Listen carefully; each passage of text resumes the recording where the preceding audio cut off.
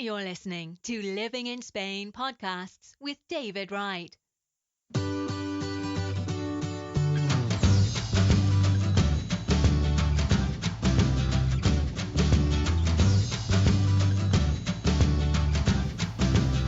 Welcome back to part 2 of my podcast, and this is the interview with Nicky from Melilla.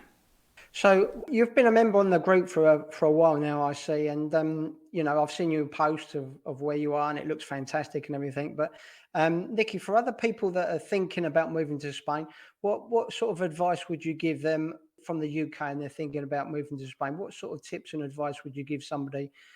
Anything particular comes to mind? I would say if you can't speak any Spanish, I think it's very important to choose your area very wisely. I mean, I don't speak hardly any Spanish, and I have really struggled in Melilla, and it's been quite isolating for me. I mean, luckily I've got my husband, so he translates everything and he sorts out all the things we need to do. But if you move to an area in Spain where nobody speaks, you need to do your research really and make sure you're going to be able to get by, because I mean, if you can get translators and interpreters, of course you can, but that could work out quite expensive. So, and I mean, to some people, they don't mind that. They like to be fully immersed in Spanish life and culture and everything, but you still have to get by, and you can't just assume that all people are going to speak in English. I think that's... For me, when I first came here, I was probably like a lot of British people say, oh, I'll pick it up when I get out there, and it won't be too much bother, and I'll soon learn.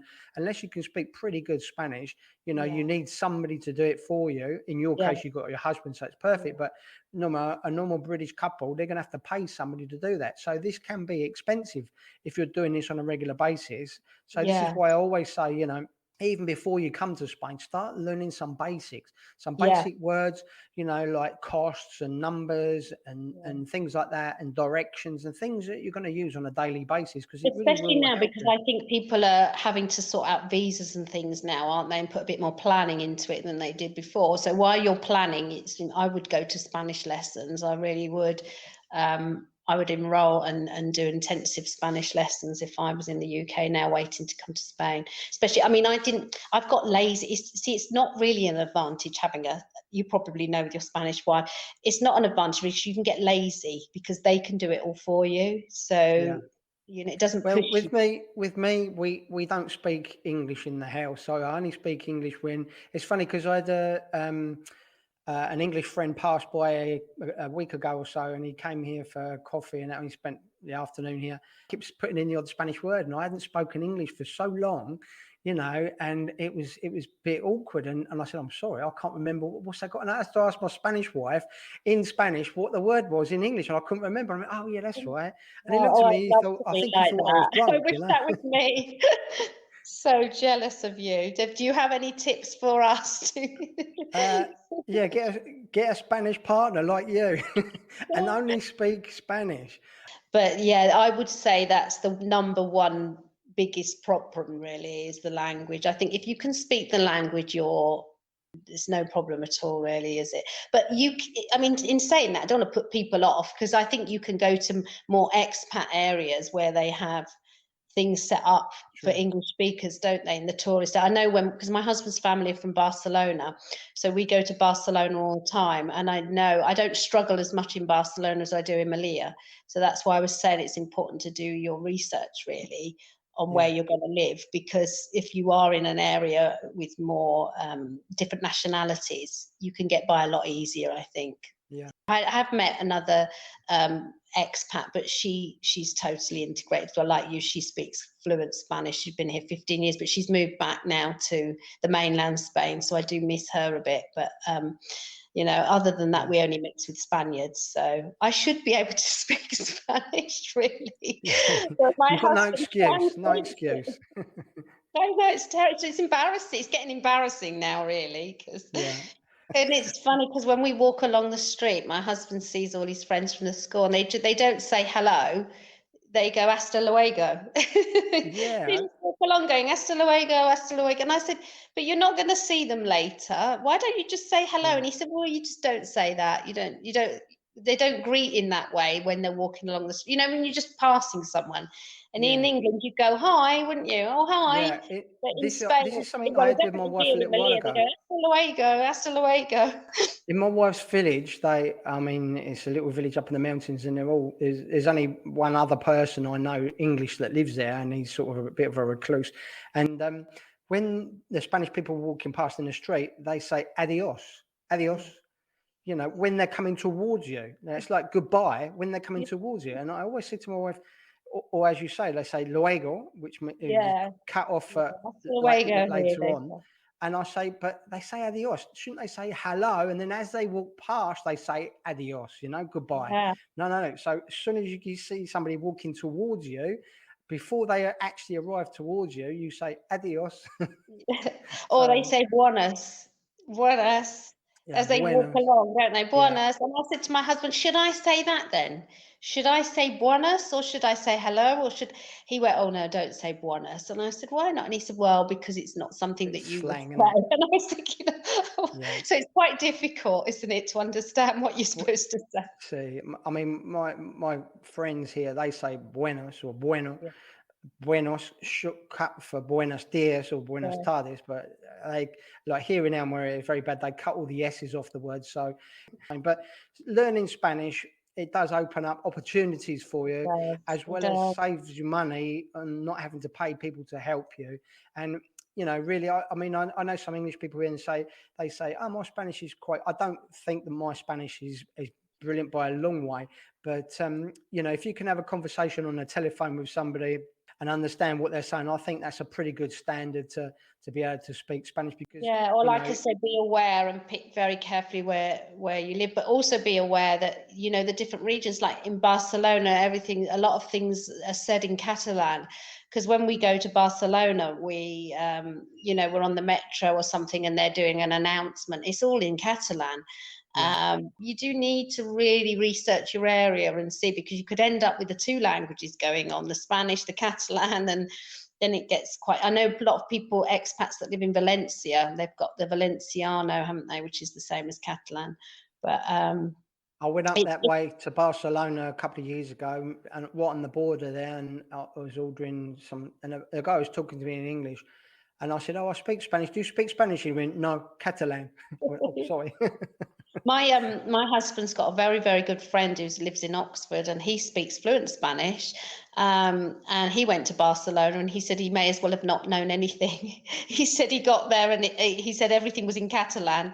So he said he was struggling, even though he was fluent in Spanish. Yeah, so you have to be aware of these things, really, and where you're picking where you're learning the language and research. And you know, this is what I say in the group. Often in the group, I tell people you've got to do research and more research and make lists on places and travel around to see these places, because probably like where you are in the winter months, I always say to people, if you like somewhere, you really want to thinking about moving there, go there in the winter, because in the summer, we all know it's lovely in the summer, but what's it like in the winter? Like where you are, the temperatures are way different in the winter, and it's probably a lot quieter in the winter than in the summer. Well, it's not too bad because it's not really a tourist place, so it's about the same really all year round, because it's just a working city. But like I said, I would definitely I wouldn't recommend people live here.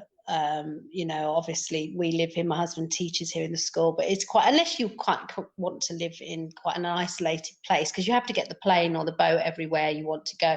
Even, you know, and the border's closed. We're not even sure at the moment if the border's going to reopen. I mean, there seems to be a little bit of a spat going on between Morocco and Spain at the moment. So there's no word. And so it does feel like an island. And for some people, they like that sort of life, living in a very, very small community.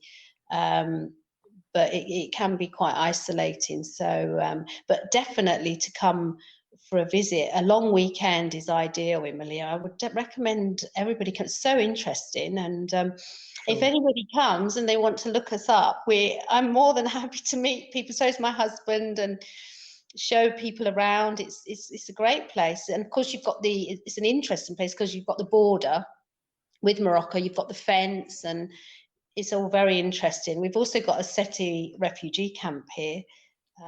I think in the past, that's what's put a lot of people off and thought, oh, there's going to be trouble there or whatever. But there really isn't. And it's such a lovely place. And the people are so friendly here, so lovely.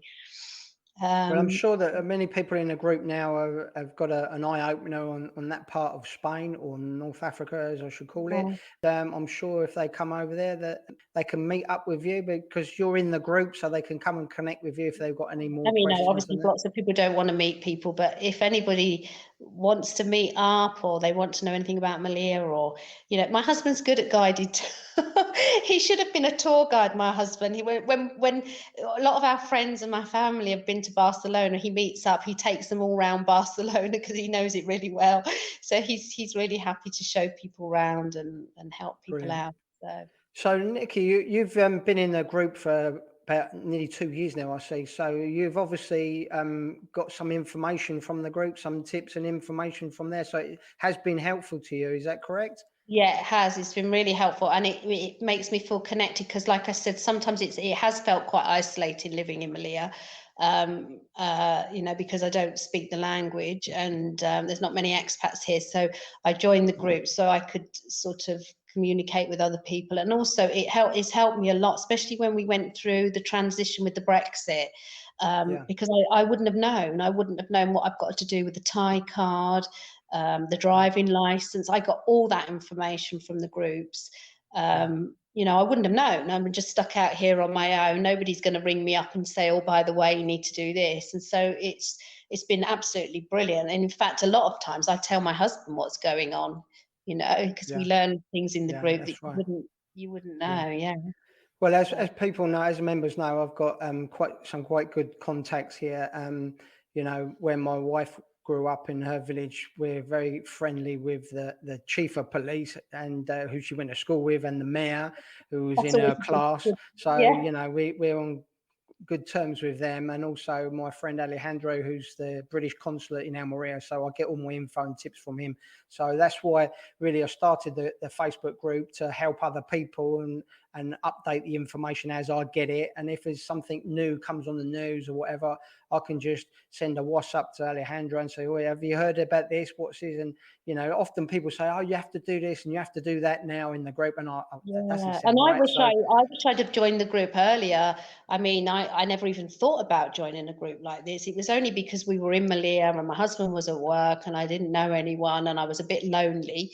And I started looking online for groups in Melilla to see, and I couldn't find any. And then it progressed to finding expat groups in Spain. And I thought, well, I'll join these, and it's been absolutely wonderful. If I hadn't, like I said, I wouldn't have known what to do with the Brexit transition, the Thai cars, the driving license, everything without the expat. Well, and we all help each other, don't we? Yeah, I think it's been wonderful. I bet you know yourself, because when you came to Spain all those years ago, you didn't have such a group probably like that. There wasn't Facebook or the internet 19 years ago. I mean, I had a basic computer back then, and it wasn't the internet and the connections like there is now. And the information that gets out faster in the Facebook groups than it does on the national television now. And to be honest, I see several different posts from people, and I'll go and look it up myself. So it gives you something as a guide to go and check up on yourself and see if this is true. So the information travels much faster on social media now, I think. So that's one of the reasons why the group and my blogs and the podcast and other things. Doing these shows like this with you, I often try and give a different idea for people, like, your part of Spain and where people are living, because not everybody wants to live near the beach like I am, and in the full blare, the sunshine in the middle of the summer here when it goes over 100 degrees and probably even hotter where you are. But we have different people here which people can connect with and see how they're living, and it's interesting for them to maybe think, well, maybe I'll try that place. So that's the whole point of these posts, really.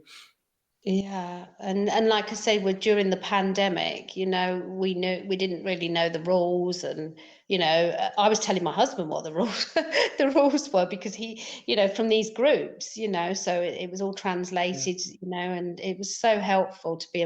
I would definitely recommend the language and joining these expat groups. I mean, a lot of people probably think, oh, I just don't want to be in with all the expats, but it really is a good idea, I think. So what's going on. Okay, brilliant. Well, thanks very much, Nicky, for sharing Okay. your views and thoughts with us. And we look forward to seeing some more of your posts of where you live in the group in the very near future. Thanks very much for Yeah. joining us. Okay, David, thank you very much. Thanks a lot.